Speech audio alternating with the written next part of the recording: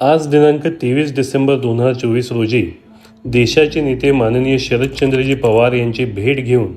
तिसऱ्या मुंबईमध्ये होत असलेल्या विविध प्रकल्प, प्राधिकरण,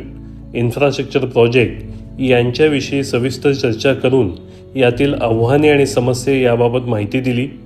तिसऱ्या मुंबईतील उरण, पनवेल, पेण, खालापूर, कर्जत आणि अलिबाग या तालुक्यातील सिडको, नैना, पनवेल महानगरपालिका, MSRDC, MMRDA, says, Navi Mumbai आंतरराष्ट्रीय विमानतळ, JNPT, Virar Alibag multimodal corridor,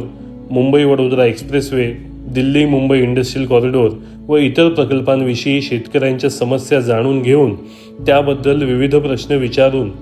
त्यावर माहिती घेऊन माननीय शरदचंद्रजी पवार साहेबांनी या विषयांमध्ये शेतकऱ्यांच्या बाजूने भूमिका मांडून येत्या काळामध्ये सातत्याने काम करण्याची इच्छा व्यक्त केली. लवकरच शेतकरी मेळाव्याचे आयोजन करण्यासंदर्भात देखील चर्चा झाली.